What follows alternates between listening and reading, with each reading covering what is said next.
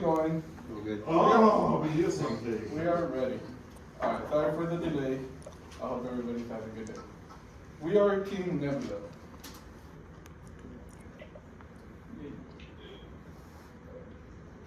We're here to reverse engineer the Falcon 9. Project introduction, this is the team. We are here, I'm the chief. I got my co-chief Ashton. So everybody can see, we're here to have fun. Alright, the mission requirements, we were here to do the Falcon 9 reverse engineer. We had a list of missions to accomplish, which is a two-stage, two-orbit, get two different payloads into orbit, one to LEO and one to GTO. To LEO, we had to achieve a 800 kilograms, and for LEO, we had to achieve a 8,300 kilogram payload. The deliverables should be a solution space in the design with design point, with a weekly and what's it called, midterm and final reports, and a presentation, which is why we're here. Project initiation. So, the objective of project initiation is to explain the justification behind the market and also to identify the elements of the vehicle which are going to complete the primary functions. The primary functions of the vehicle is the aerodynamic forces, the thrust, the volume, and control. The aerodynamic force that we are going to be focusing on is drag, because we don't have a plane, we don't have to worry too much about lift. Our method is going to be decomposing our vehicle down into these primary elements and creating a realistic combination of our feasible vehicle. So Falcon 9 is about 70 meters, while the New Glenn is 98 meters, showing the difference of why the New Glenn can carry a different payload, while the Falcon 9 is such smaller payload. We had to break it down into the four different components. Proportion, key component was the engines, and we did research the Martin 1 in normal sea level and the vacuum. And then the methodology of how it's laid out, the octaweb configuration. For geometry, they identified volume, the different volume aspects. They did a bunch of different literature research on different aircraft to identify the platform area and the different volumes they would have. The trajectory team was tasked with determining the initial classical orbital elements of the vehicle to be used inside of the parametric sizing phase to know what orbit we are targeting. We worked alongside Galactic Aerospace to make sure these were consistent. These were our results. So there you can see our classical orbital elements for both our LEO and GTO orbits. So I think the online team member can switch off their microphone. Yes, yeah, so Amari, if you could mute your mic for us and tell your speaker. For stability and control, the elements which they decided on were the hypersonic grid fins as well as the RCS thrusters. These will be used primarily during the landing phase in order to reorientate the rocket. For cost and market, they analyzed the different vehicles that could be fulfilling a similar concept. Ultimately, the Falcon 9 has been a workhorse for SpaceX over the last decade or so, producing a very, very low cost to launch.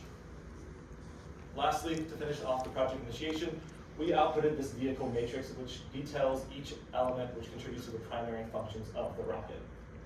And with that, we move on to parametric sizing. In parametric sizing, the objective parametric sizing is to use the four key elements and find a method to put everything together. There are multiple methodologies that can be used, starting with Lofton, where it's just for aircraft, up to subsonic, so we really couldn't use that. We looked into Roskin, which is also up to subsonic. It iterates the process and uses historical data, but it's not a rocket, it's only for subsonic aircraft. So we started looking to rocket and hypersonic methods to use. Morado and Marta multi-stage rocket preliminary design focus on rocket mass and trajectory, but they only focus on that. They didn't care about all the other parameters. So we had to avoid that from using it. And then we started looking into hypersonic convergence because it simultaneously considers both weight and volume to be able to converge. Next slide. The objective of synthesis is to achieve weight and volume convergence. We use the transonic, the ABD hypersonic method, and the future spacecraft method, three different methods, but it's all connected together in a way where it uses the same formulas, but we had to break it down and have to do modifications so we can be able to achieve convergence in one single go. And this modifications allowed us to work, do second and first stage simultaneously. and the results is going to give us a feasible vehicle and a solution space. This is our NDA. Synthesis started by breaking down all the inputs with the inputs of every member here. The team did research, and then they connected their IDA to our inputs. I used the iterative process of hyperconvergence to get the flow going and converge and get us an output. Good morning, my name is Christina Ropa and I'm the geometry lead. The main objective of geometry for the parametric sizing phase is to determine the key geometric components as defined in the weight and volume budget. We will do this by calculating them first analytically and then verifying them with the OpenVSP model. Our inputs will then go to synthesis to iterate and converge. The key geometric components for geometry are the two-dimensional slimness parameter, or tau, the ratio of wetted areas to planform area, KW, and the planform area. Hello guys, my name is Louis Barola, and I was in charge of working on the planform area. So the planform area is basically the shadow of the object. We used OpenVSP. Using specifically, there's a special tool that you just click and it gives you the planform area, but we also used a specific geometry, which is just simple squares and cylinders to find it manually. At the bottom, we were able to see the results, and we were able to see that we have a 1.3% difference. So we were able to see that these different methodologies are good to be used. Next slide, please. Continuing, we used the volume. We split the vehicle into three different parts: the first stage, the second stage, and the fairing. And we were able to use simple analysis, again, through OpenVSP and manual, just cylinder and geometry. And we obtained the results, and again, found very small percent differences. Next slide. The wetted area is the exposed area of the entire rocket. So we would get to dip the rocket, that's how what the wetted area is, everything that got wet. For the analysis process, we broke it down into three different sections and calculated the wetted area so we can get numerical analysis. We also use OpenVSP and confirm with OpenVSP. Using those values from volume, platform area, and wetted area, we were able to calculate the tau for our vehicle, which is within the range of 0.18 to 0.2. And then using the platform area and the wetted area, we were able to get a KW of 3.19, and this will be values used for synthesis.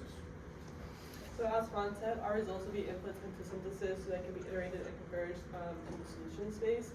Our results can also be verified using the graph and the table. So from the graph, our results are similar to NASA's wing cylinder, and from the table, we could have expected a tau value of about 0.2 and a KW of about 0.3. So I was the lead of propulsion, and our objective in parametric sizing was to determine the propulsion parameters so we can give these to synthesis so they can use them in the weight and volume equations. We specifically used and looked at the engine waste and thrust. We used to look at the fuel and oxidizer properties, and we were able to calculate mass flow rates and other things such as the propellant density. Next slide. Here are the key parameters of the weight and engine volume that will be used for the weight and volume equations. We have engine thrust to weight, engine volume coefficient, the weight ratio, maximum thrust to weight ratio, ratio. Next slide. Falcon 9 uses a bipropellant liquid system for its rocket due to its high performance and its ability to throttle. Throttleability is one of the most important factors in recovery and re-entry and recovery of the first stage. The Falcon 9, we use the Merlin engines compared to the RD-180 and the F1 for the first stage, as well as the RD-124 and the Nebula BE-3U for the second stage. Using these compared values, we can verify that the Merlin engines are the best choice for our rocket, specifically looking at the thrust-to-weight ratios. My name is Amari, and I'm the secondary for propulsion discipline. Visually, the propulsion parameters estimates outputted the synthesis for the weights and budget equation for the first stage. Next slide. And these are the propulsion outputs for the second stage of our proposed vehicle. Next slide.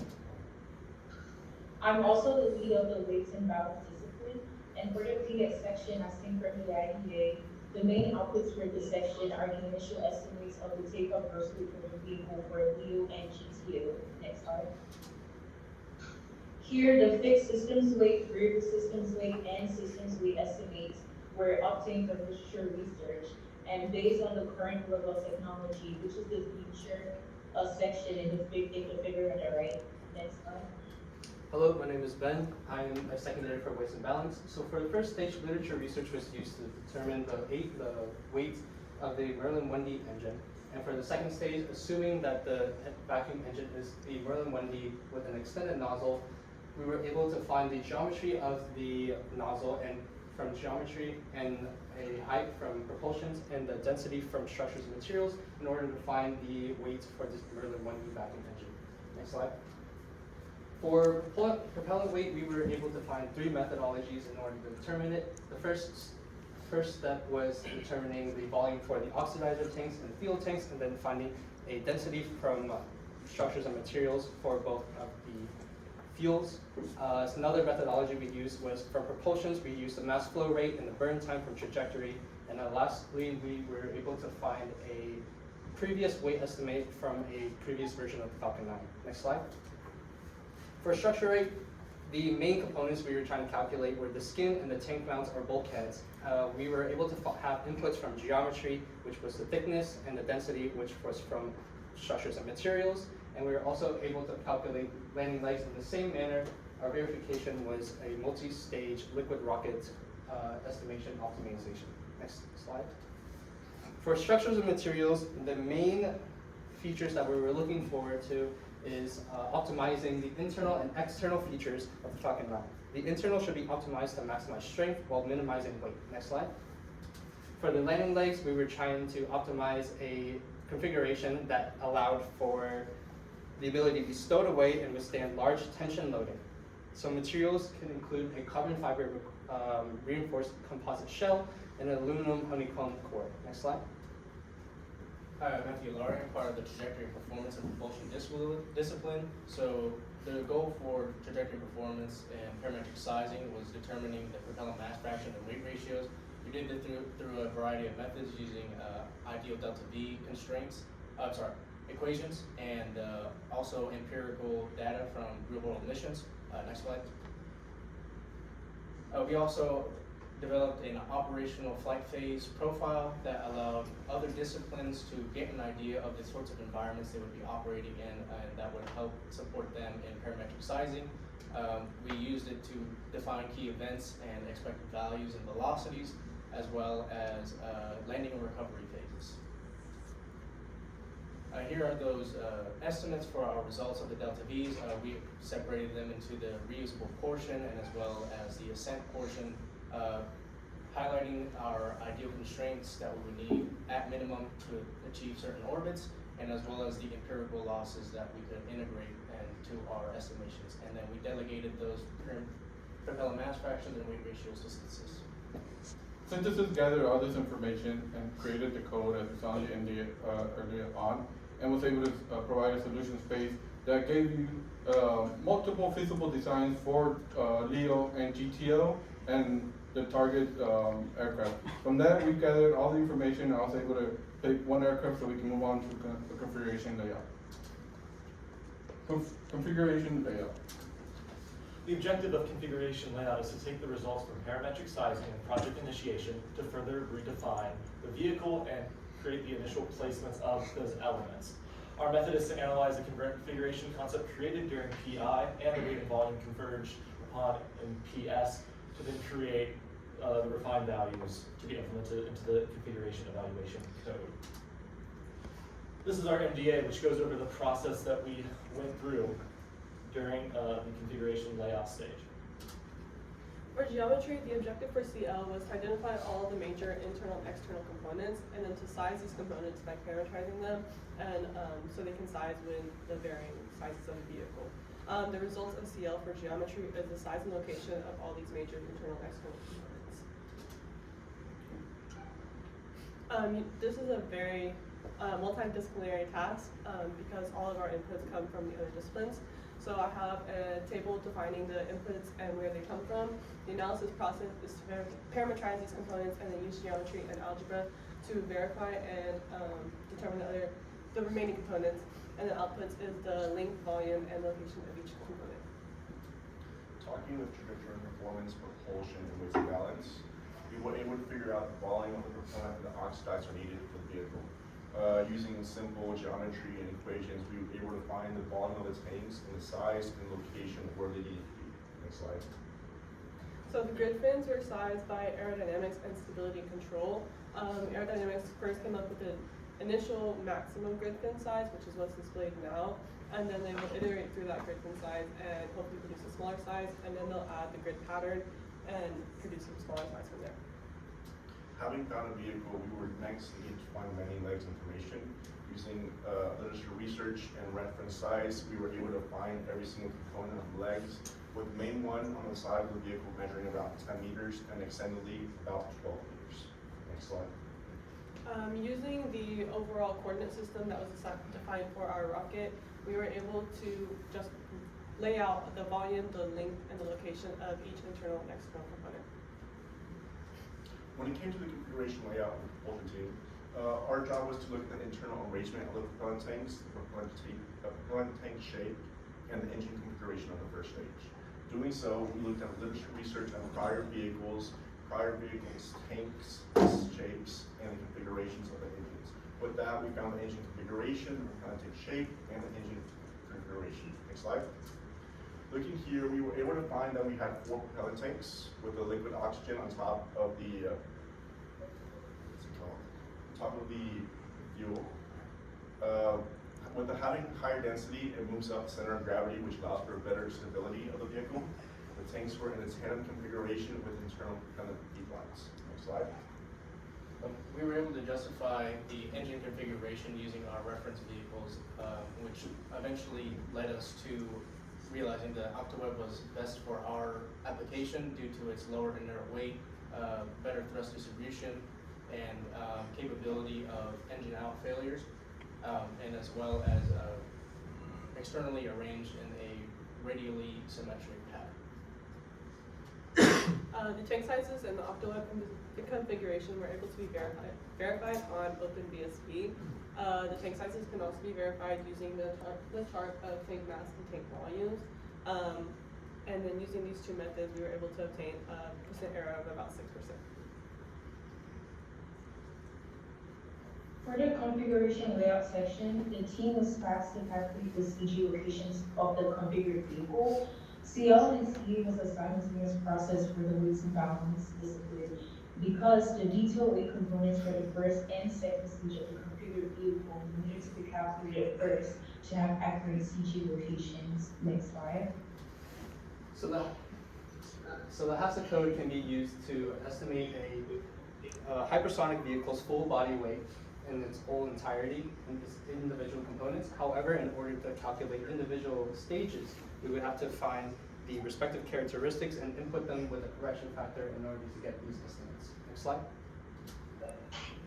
For the first stage, the weight components were obtained and the moment arm was calculated using the distance location from the nose of the vehicle. Next slide. This process was repeated for the second stage of the vehicle. Next slide. So for structures and materials, the landing legs were determined in the configuration layout. The location of these were based on 2 major features: to maximize stability using the overturned stability criteria and to maximize structure load and versus weight. And this could have been verified from a research that we found on the design and dynamics of landing legs. Hi, I am Joshua Velez. I am the Philip. CL, the purpose of aerodynamics is to size the grid fins, which requires getting the aerodynamics of the grid fins as well as the pressure distribution over the body. Next slide. So starting with the pressure distribution, we have to take into account the blunt nose. An equation was found in Krasnoff's bodies of revolution as well as Anderson's book. The equation you see in the middle, it takes into account the geometry angle of the wall, which is given out to us from geometry, and then calculates the center pressure, coefficient of pressure. This method was verified with experimental data in both pieces of literature, so we know this works. We were able to get all the way up until the descent part of the bearing that caused some issues, so this method is still being in process. Next is the grid fins. We're going to start out with a simple grid fin configuration, which is just slats and double slats. We can use a flat plate and supersonic flow to estimate the lift and drag over the one single flat plate, as well as the skin friction using experimental correlations based on Reynolds number.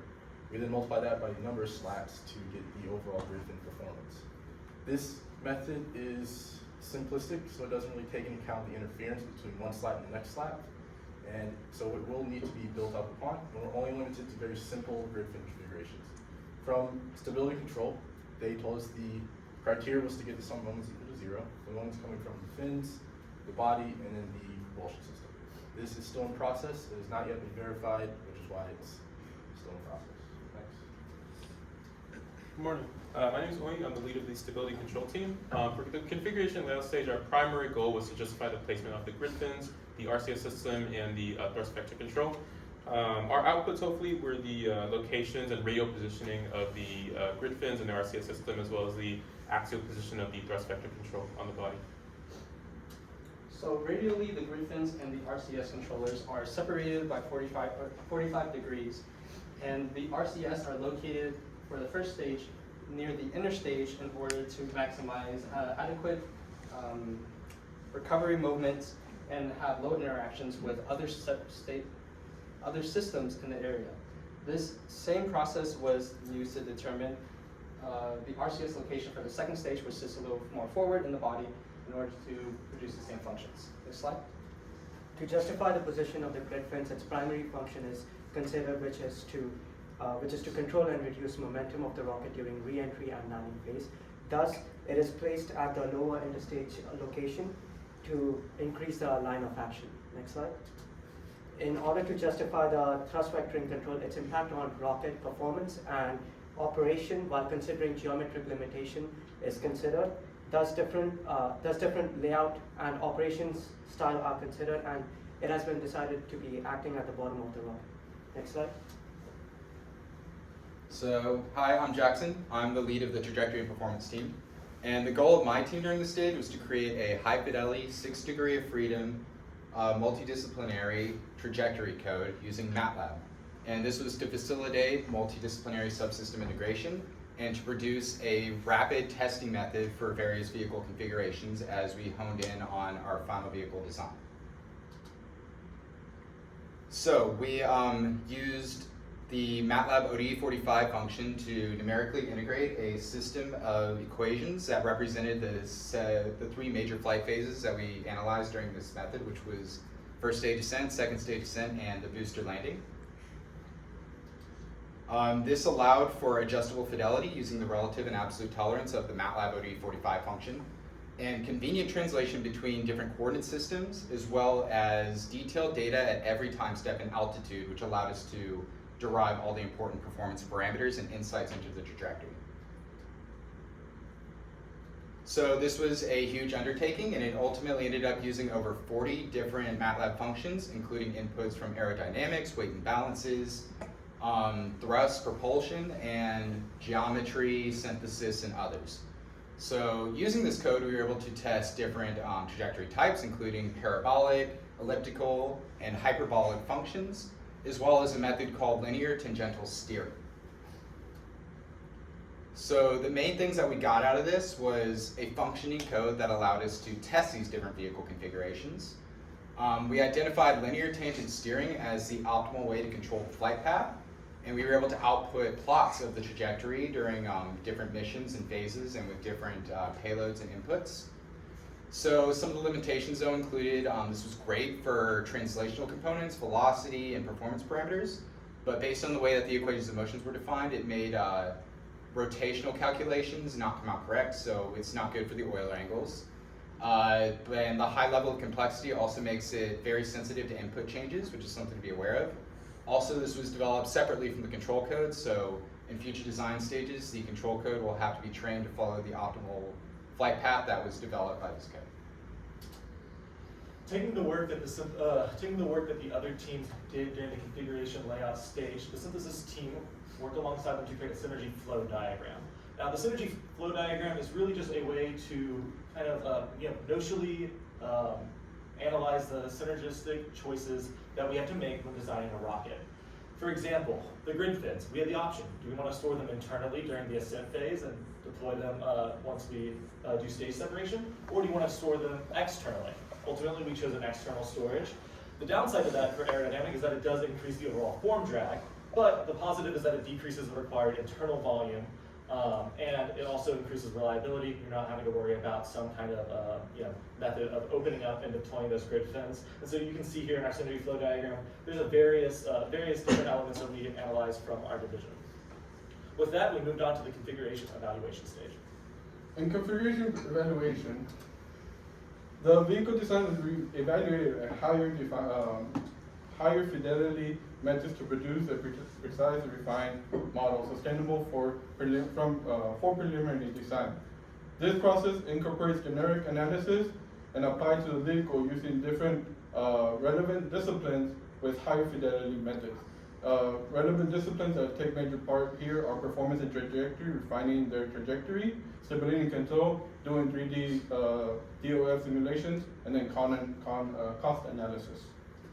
The objectives of synthesis is to achieve, again, weight and volume with the updated parameters by implementing the defined methods from the different relevant disciplines into it. We kept the methodology of the transonic from parametric sizing. We just updated the values that we got from CL into the process and given us a solution space with updated growth parameters. The NDA here for synthesis gets bigger. Now we have stability and control analysis, trajectory, and cost added, while adding more inputs from the other teams that were further defined in configuration layout.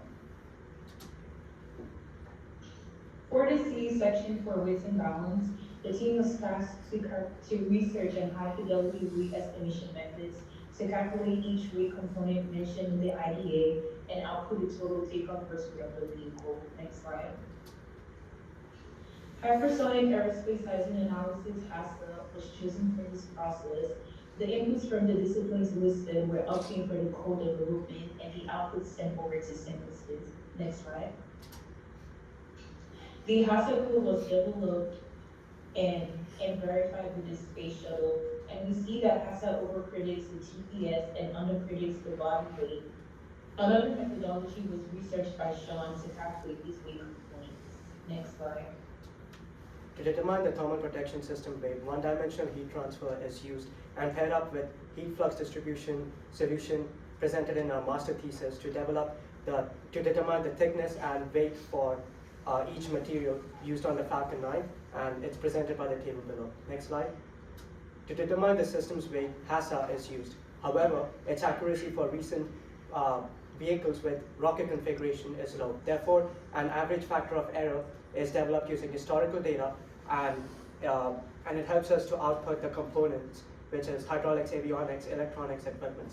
And the range of subsystem weight values are provided by the table. Next slide. The takeoff gross weight was calculated with a small error percentage when compared with the Falcon 9. From the pie chart of the total weight of the vehicle, we see the fuel makes up more than half of the total vehicle, and the structure being the smallest because of the lightweight materials used for our vehicle. Next slide. So for CE and structures and materials, the main goal for them was to develop a flight envelope for re-entry in order to determine the structural fatigue, positive and negative load factors, and all in all determine the load factor. Another objective we aimed for is to justify material performance for the following: TPS, body, landing legs, griffins, and the fairing. Next slide. To determine the performance of the structure, we used flight envelopes developed for re-entry in the safety design for space operation book, and it can be seen by the plot that the flight envelope is restricted by 4 major criteria listed by the table, and it is enveloped and it is restricted primarily by the load factor and the thermal limit. This flight envelope also includes the re-entry point calculated by the trajectory team and the real-life Falcon 9 data. Next slide. The next thing to analyze for the structure is its performance during the max dynamic pressure. Therefore, inputs from the trajectory team regarding the velocity with respect to altitude is taken, and the hoop stress, the allowable hoop stress, calculated using the mechanics of material textbook and the exerted hoop stress during the trajectory is calculated, and the factor of safety is presented by the plot below. Next slide. The next step for structures and material is to determine its performance during the general phase of the trajectory, and therefore methods that involve margin of safety and load ratios are used, which is described in the analysis and design of flight vehicle structures, and the plotting of the interaction equations that model the combined loading exerted on the structure is represented by the blue lines on the graph. This restricts the amount of possible combinations of loads that can be applied on the structure during the trajectory. Next slide. The next is to justify the material use on the Falcon 9, which is done by doing research on the material property of various materials. Like for example, grid fins. The titanium is used for grid fins due to its lower density, higher melting point, lower thermal conductivity, and relatively high elastic modulus. For the structure, aluminium lithium is used because of its low density and low elastic modulus. And for the TPS, pyron is used instead of the other materials because of its overall lower weight requirement and its less susceptible nature to high dynamic pressure. Next slide. For thermodynamics and aerodynamics and configuration evaluation, we're looking to provide all the information that the organizations need related to the environment that it was flying through. We wanted to determine the location of the center of pressure throughout the flight regimes, and the performance curves. We wanted to predict the grid fin aerodynamics throughout the flight plan, and to utilize the first stage and grid fin aerodynamics to determine the terminal velocity for the landing burn. The main method we're using for the grid fin aerodynamics is the vortex lattice method, and to achieve these results. So coming back to grid fins, someone in the 80s named John E. Burkhalter did a lot of work on grid fins. We're going to use a lot of his work. He used a modified vortex lattice method to predict the aerodynamics on a grid fin. This is great because we're able to angle the vortices to get the cross-section hatching that the typical Falcon 9 has. He also did work on accounting for the interference drag as well as the interaction between the body and the grid fin itself. However, the vortex lattice method program has been uncooperative, so that has not been done yet, but it is hopefully to be done. Using normal shockwave relations and traditionally flight Mach number data, we were able to find the nose stagnation temperature throughout the LEO and GTO missions. This was verified through Anderson's book, which was used to verify the normal shockwave relations in particular, and gamma was adjusted for the different temperature ranges. To find the terminal velocity, we are utilizing the first stage aerodynamics and weights, as well as the grid fin aerodynamics in combination with the first stage. And we are finding the angle of attack with the highest drag, and along with the deflection angles of the grid fins to produce more drag with the current grid fin size from configuration layout. And then we're leveraging the flight path angle and the velocity to result with the zero acceleration to achieve the trim condition to receive the terminal velocity, which we will hand over to trajectory coordinates. In configuration evaluation, the proponent team wanted to do higher fidelity studies on engines. So we analyzed engine performance across different operational conditions. We looked at the re-entry of the vehicle and seeing how the engines restart due to the difference in pressure. We conducted the research and we obtained thrust and specific impulse with variant and altitude plots. Next slide.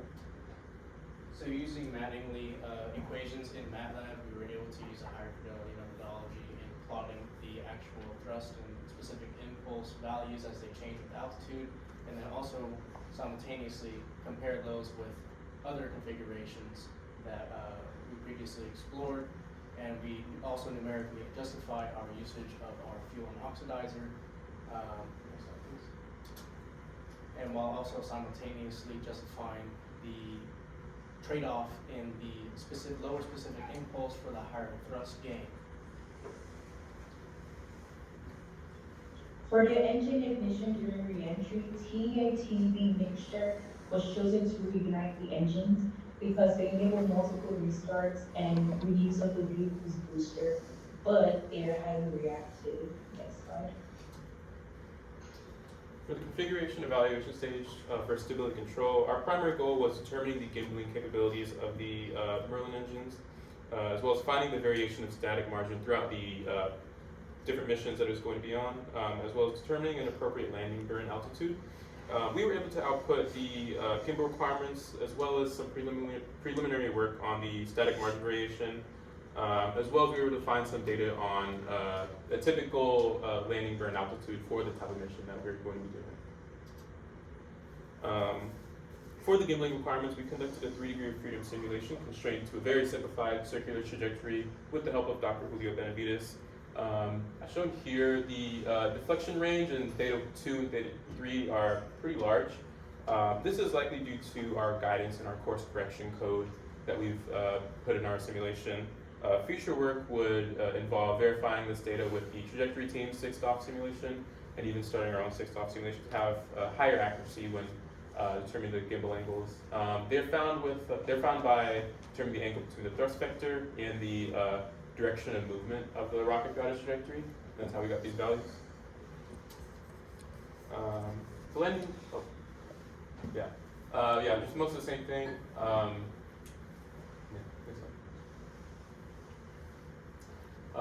Beginning of the landing burn, these data points were found through Falcon 9 flight data we were able to discover. Landing burns are usually initiated close to the ground, which saves on fuel and thus lowers cost. It also slows down to about a pretty high subsonic speed. This is usually the case for high payload missions, and this slowdown is caused by both the grid fins and the thrust vector control. So the static margin is Quick question. The vehicle starts fully assembled, the total system. Then there's staging. Then there's a return of the booster, and then whatever the other system does to the space. If you separate it, so we control for all of these several phases. We've looked into the descent as well as the flip maneuver. We were not able to, in time, come up with the methodology to determine the stability control during these stages, unfortunately. So the static margin can be determined from CG calculations and CP from aerodynamics and weights and balances, as well as the diameter from geometry. So unfortunately, due to time constraints and developing the 3-degree of freedom code for stability control, we were only able to verify what the static margin should look like from an ideal rocket model, which has a relatively high static margin increasing until its landing zone. And this can also be verified from the Saturn V's static margin, which at this point where it becomes negative, that is where the stage separation starts, and then that's where the rocket becomes most unstable. Next slide. So our objective during this stage for trajectory and performance was to use our high fidelity simulation code to verify the final outputs that we got from all the teams for that finalized vehicle configuration. So we were also able to reassess the weight ratios because in an earlier stage we identified that our original calculations were not capable of achieving our target altitudes. And then during this stage we used these outputs to analyze our current configuration and the delta V requirements for that current configuration. So according to these graphs, we were able to reassess the relationships between the payload mass, the vehicle performance, as well as the weight ratios and propellant mass fractions to the delta V requirements. And we produced these beautiful graphs, which were used to inform synthesis decision in that final vehicle configuration. So we verified these results using historical flight data. As you can see, the historical flight data looks pretty similar to what we got from our results from our code. Same general shape. Also, the Mach number versus altitude is what you would expect from these missions. There are small differences, but that's also to be expected because these are maximum payload missions. So after these verifications, we ran these final tests, and what were the results? Well, basically we concluded that our vehicle configuration meets the mission requirements. With the amount of weight, with the amount of thrust, with the amount of drag, we were able to achieve the target altitudes and orbits for both missions, for low Earth orbit, geosynchronous transfer orbit, with the required payloads in both cases, and predict where the landing is going to end up. So now we get to calculating the money. For cost and marketing, we use TransCost 8.2 version to estimate the cost. There's three main cost origins: development cost, production cost, and operations cost. We're gonna go into all three of these. Next slide. This is the just how it works. Next. So for development cost, we use CERs to estimate the development cost.